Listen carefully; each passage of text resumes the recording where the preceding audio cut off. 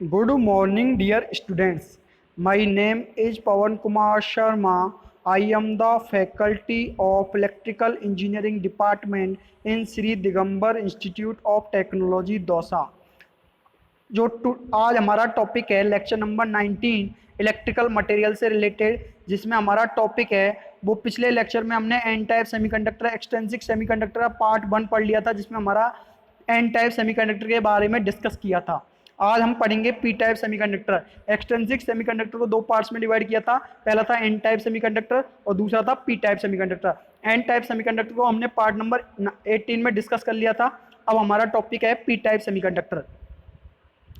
To form p-type semiconductor, trivalent impurity such as boron, gallium or indium is added to an intrinsic or pure semiconductor is called as p-type semiconductor.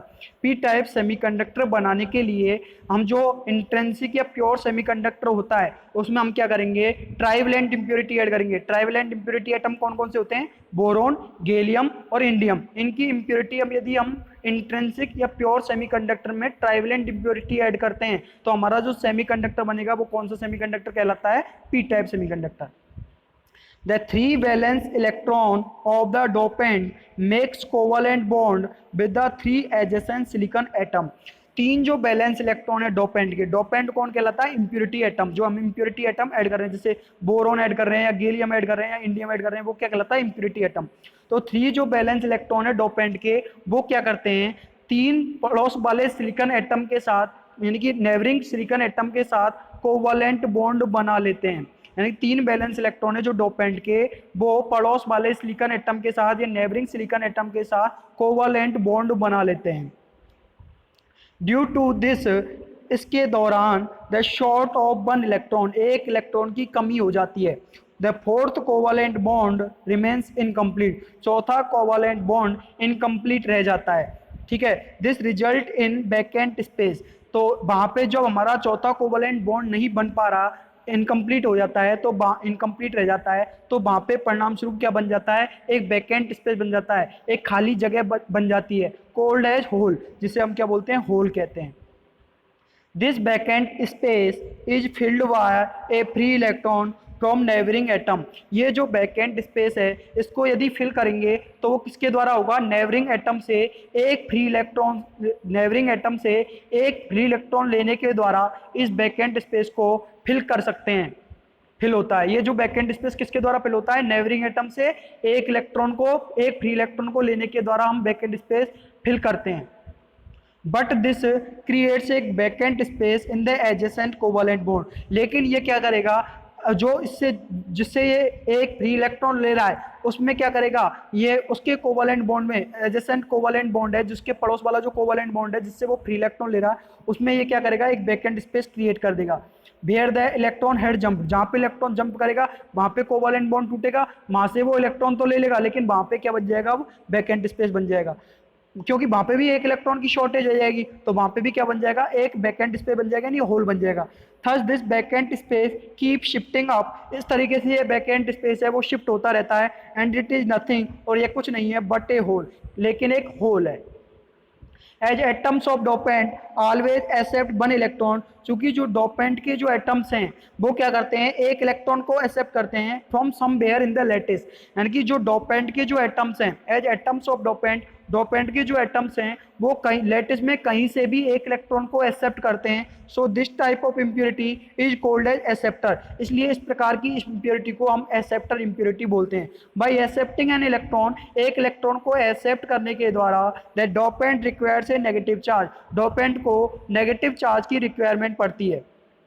When such impurity are added to a semiconductor, जब इस प्रकार की impurity हम semiconductor में add करते हैं, when such impurity are added to a semiconductor, acceptor energy level are also introduced। जब इस प्रकार की इम्प्योरिटी, मतलब कौन सी इम्प्योरिटी, ट्राइवेलेंट इम्प्योरिटी, जब इस प्रकार की इम्प्योरिटी हम सेमीकंडक्टर में ऐड करते हैं या इंट्रिंसिक या प्योर सेमीकंडक्टर में ऐड करते हैं तो acceptor energy level are also introduce, तो एक्सेप्टर एनर्जी लेवल इंट्रोड्यूस होता है।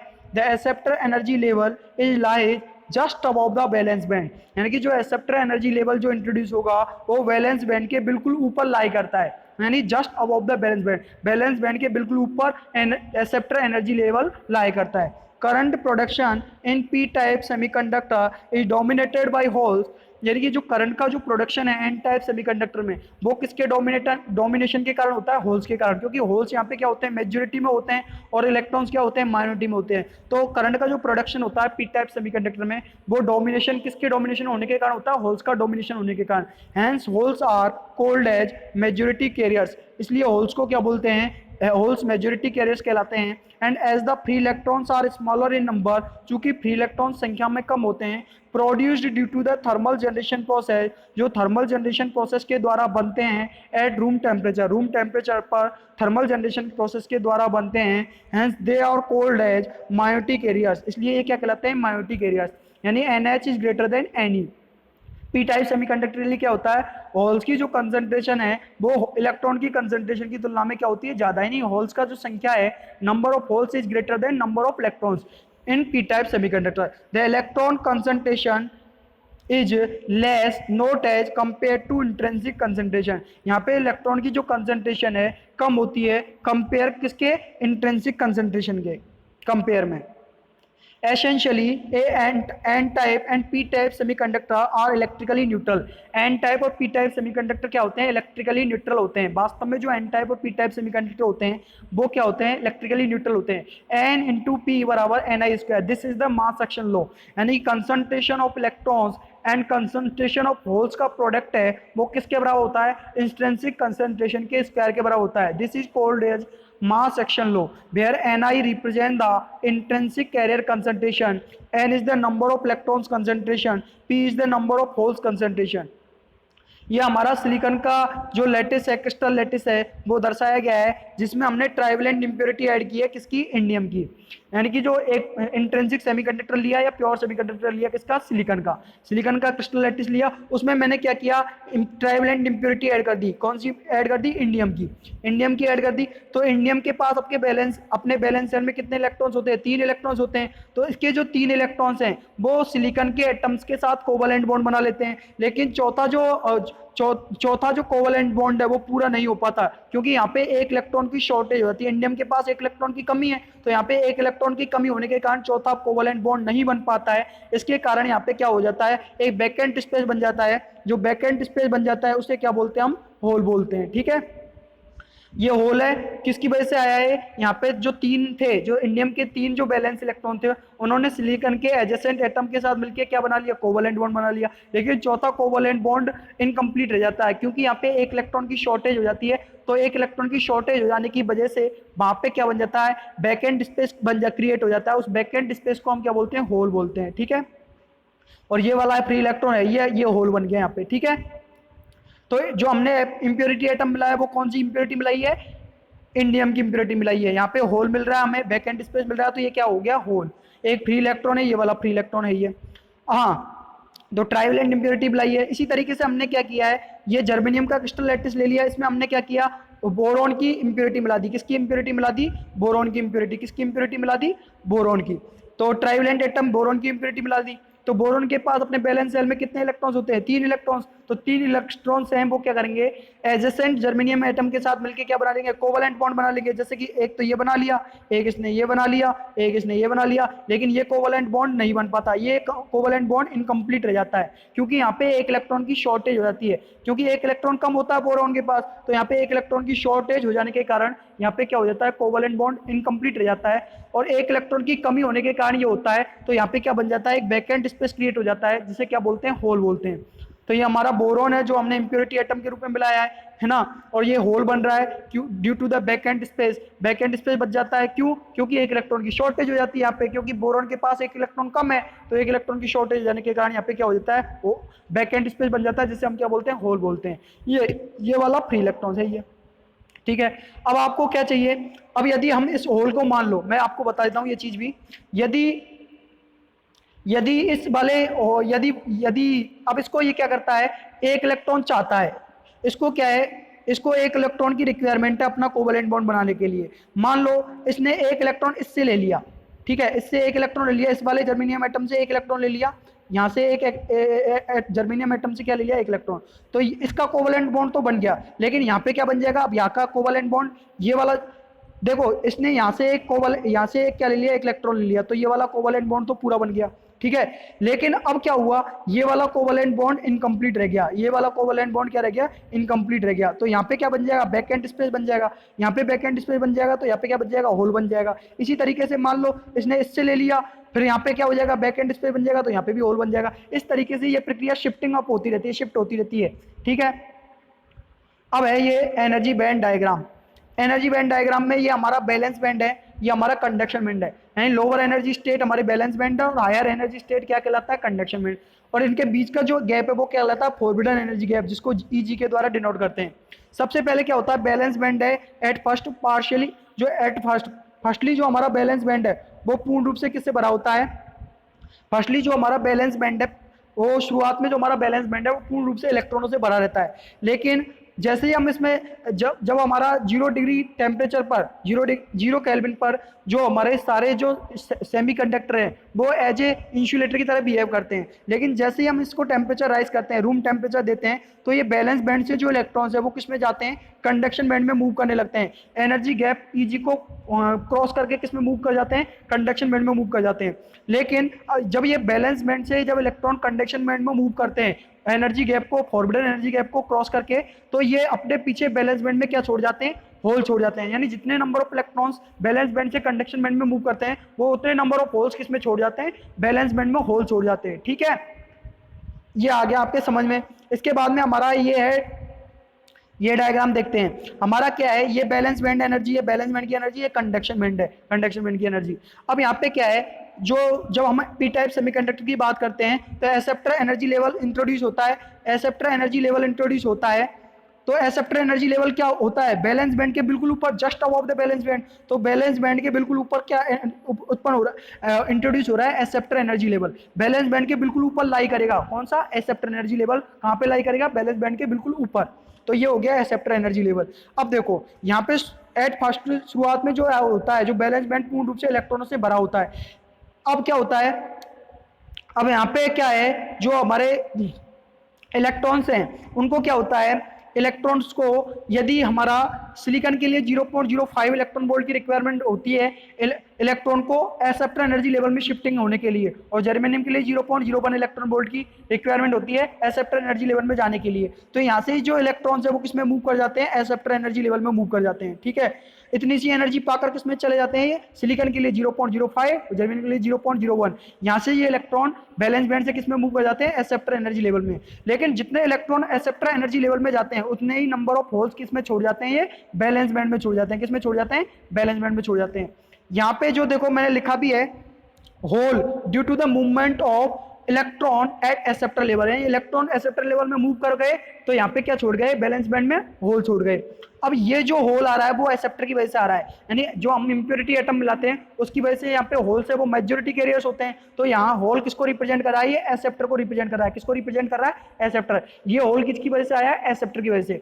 अब इसके बाद में क्या होता है, जब हम टेम्परेचर राइज करते हैं तो टेम्परेचर बढ़ाने के साथ ये जो इलेक्ट्रॉन्स है वो किसमें मूव कर जाते हैं, टेम्परेचर मतलब रूम टेम्परेचर पर 300 केल्विन पर ये जो इलेक्ट्रॉन्स है एक्सेप्टर एनर्जी लेवल से किसमें चले जाते हैं, कंडक्शन बैंड में मूव कर जाते हैं, एनर्जी गैप को पार करके किसमें चले जाते हैं, कंडक्शन बैंड में चले जाते हैं। और चूंकि जो कंडक्शन बैंड में जो हमारे होल्स हैं वो पाए जाते हैं, होल्स क्यों होते हैं, क्योंकि हमारे को होल तो यहाँ पे मेजॉरिटी के रूप में मिल रहा है, जब हमने इम्प्योरिटी मिलाई है तो हमको बैकेंट स्पेस मिल रहा है ना, जिसे हम होल कहते हैं, तो होल्स कंडक्शन बैंड में मौजूद रहते हैं। इस प्रकार हम एक इम्प्योरिटी आइटम ऐड नहीं करते, बल्कि हम 100, 10,000 बार 1,00,000 इस तरीके से हम इम्प्योरिटी आइटम करते हैं, तो होल्स हैं वो कंडक्शन बैंड में प्रेजेंट हो जाते हैं। यदि 100 इम्प्योरिटी आइटम मिला रहा हूँ तो 100 ही क्या बनेंगे, हमें होल मिलेंगे, तो 100 होल की प्रेजेंटेशन यहाँ पे होती है। और जो हमें इलेक्ट्रॉन मिलते हैं कंडक्शन बैंड में वो केवल थर्मल एक्साइटेशन प्रोसेस के द्वारा मिलते हैं, इसलिए यहाँ पे होल्स के जो होल्स हैं वो क्या कहलाते हैं, मेजॉरिटी कैरियर्स कहलाते हैं, और इलेक्ट्रॉन्स वो क्या कहलाते हैं, माइनॉरिटी कैरियर्स कहलाते हैं, ठीक है। इसलिए पी टाइप सेमीकंडक्टर में होल्स क्या होते हैं, मेजॉरिटी कैरियर्स में होते हैं, और जो मेजॉरिटी कैरियर्स कहलाते हैं, और जो इलेक्ट्रॉन्स है वो क्या कहलाते हैं, माइनॉरिटी कैरियर्स कहलाते हैं, ठीक है। अब हमारा जो टॉपिक है, जो derivation of conductivity of semiconductor, एक हमने सिलेंड्रिकल कंडक्टर लिया है जिसमें जो सिलेंड्रिकल कंडक्टर है वो एक्स वाई जेड तीनों एक्सेस में, एंड 3 डायमेंशन में हमने लिया है एक्स वाई जेड। जिसमें हमने एक सिलेंड्रिकल कंडक्टर लिया है, इसमें जो ई है वो अप्लाइड इलेक्ट्रिक फील्ड है, E applied electric field vector है, N is the number of electrons हैं, A is the area of cross section है, आई इज द करंट है, L is the length of conductor है। In the conductivity in semi conductor we know that the flow of current in any semiconductor, यानी कि जो conductivity जो semiconductor में होती है वो किसकी वजह से होती है, करंट के फ्लो होने की वजह से। लेकिन जो कंडक्टर में जो करंट फ्लो होता है is due to the both electrons and holes, यानी सेमीकंडक्टर में जो करंट फ्लो होता है, सेमीकंडक्टर की जो कंडक्टिविटी है वो किसकी वजह से होती है, करंट के फ्लो होने की वजह से। कोई भी टाइप के सेमीकंडक्टर में जो कंडक्टिविटी होती है वो किसकी वजह से होती है, करंट के फ्लो होने की वजह से। लेकिन जो सेमीकंडक्टर में जो करंट फ्लो होता है वो इलेक्ट्रॉन और होल्स दोनों की वजह से फ्लो होता है। And by this conductivity of semiconductor, तो यहाँ पे जो सेमीकंडक्टर की जो कंडक्टिविटी है वो किसकी वजह से होती है, होल्स और इलेक्ट्रॉन दोनों की वजह से होती है, क्योंकि करंट जो फ्लो होता है होल्स और इलेक्ट्रॉन दोनों की वजह से सेमीकंडक्टर में फ्लो होता है। In above figure in above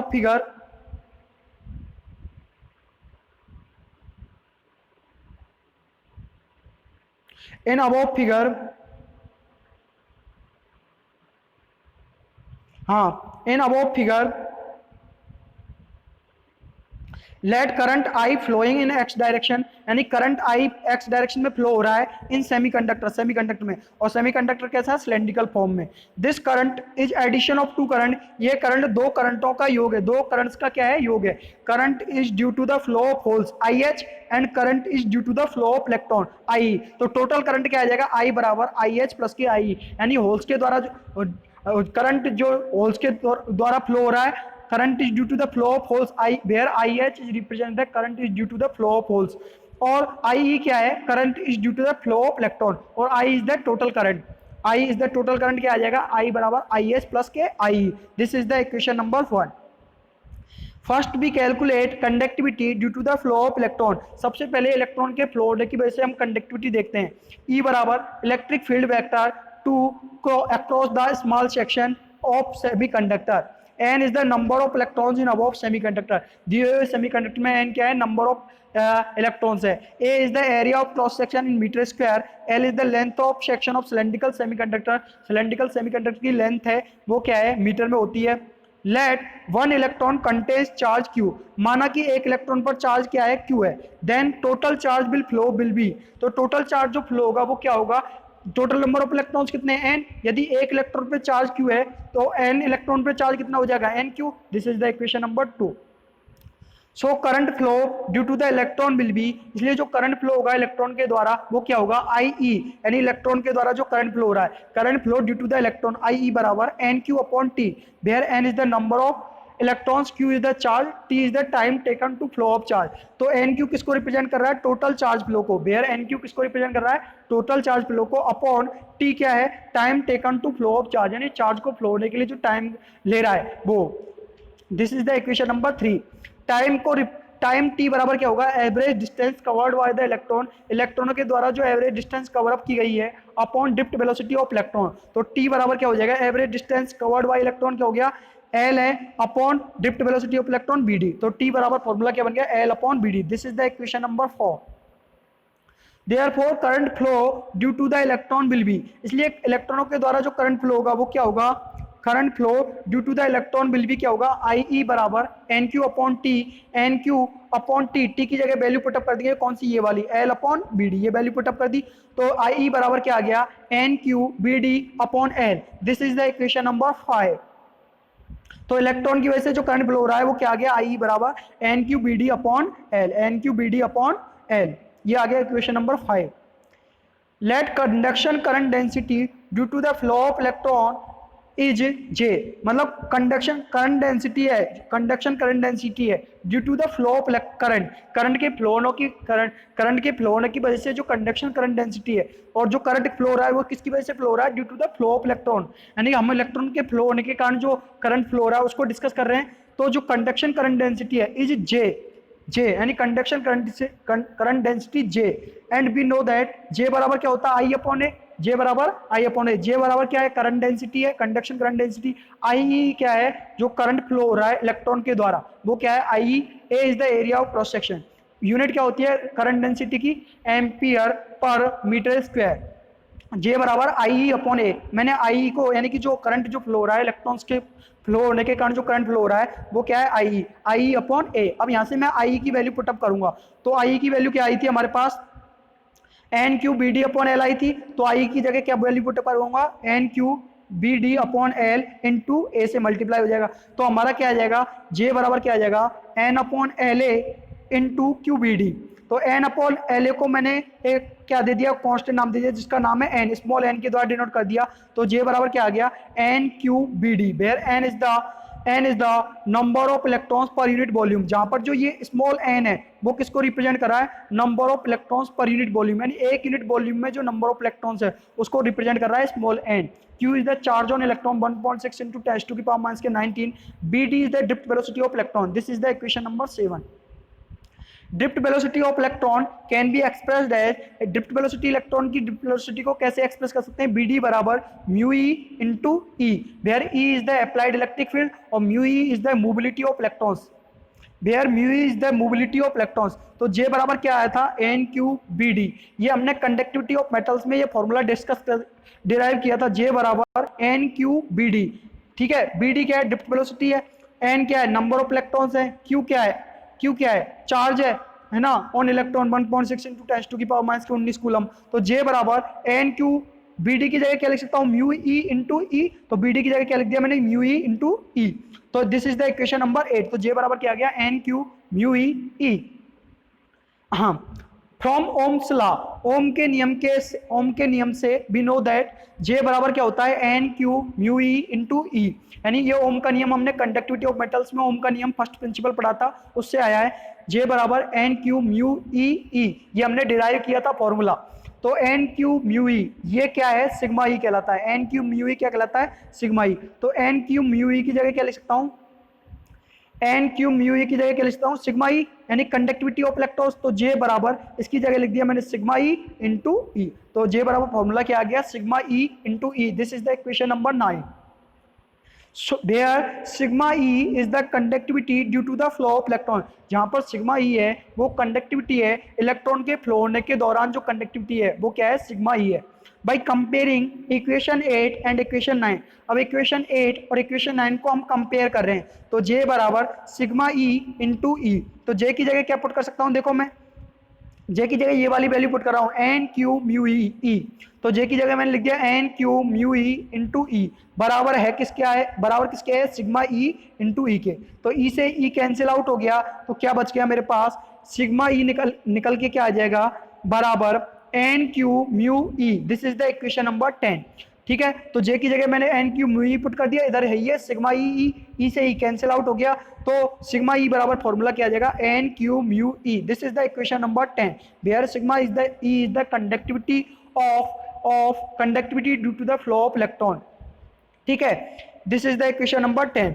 Here equation number 10 gives the expression of conductivity of semiconductor due to the flow of electron। यहाँ पर जो इक्वेशन नंबर 10 है वो एक्सप्रेशन देती है किसकी, सेमीकंडक्टर की कंडक्टिविटी की, जो इलेक्ट्रॉन की वजह से इलेक्ट्रॉन के फ्लो होने के दौरान है।